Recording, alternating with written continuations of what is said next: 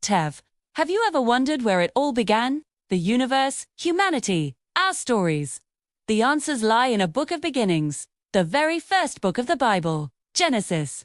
Today, we're diving into an epic journey through its foundational tales, from the dawn of creation to the rise of a nation. So, grab a seat, and let's travel back to the very start. Day. In the beginning, there was nothing but darkness. Then, a divine voice spoke, and light flooded the cosmos. Over 6 days, the world as we know it took shape. The heavens and the earth were separated, land rose from the waters, and life burst forth in incredible diversity.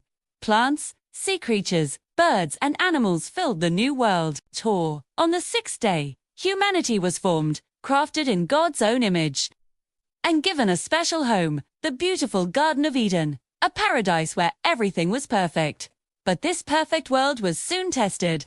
Adam and Eve, tempted by a serpent, disobeyed God's one command. This act of defiance broke the harmony of Eden, introducing struggle and sorrow into the world, and they were exiled from the garden. As humanity grew, so did its capacity for corruption, until the world was filled with wickedness. Seeing this, God chose a righteous man, Noah, to build a massive ark. He was instructed to gather his family in pairs of every animal before a great flood was sent to cleanse the earth.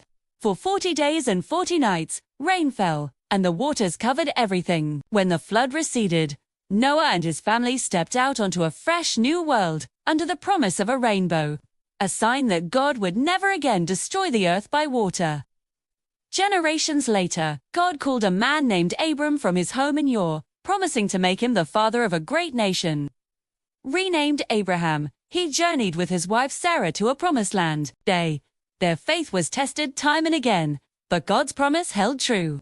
In their old age, they had a son, Isaac. Isaac in turn had twin sons, Esau and Jacob. Jacob, though flawed, wrestled with God, and was renamed Israel. He became the father of 12 sons, whose descendants would form the 12 tribes of Israel.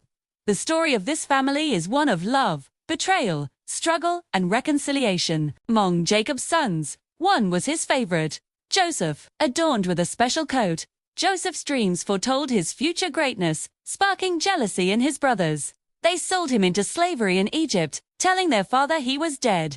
But this act of betrayal was part of a much larger plan. In Egypt, Joseph's ability to interpret dreams brought him from a prison cell to the right hand of the Pharaoh.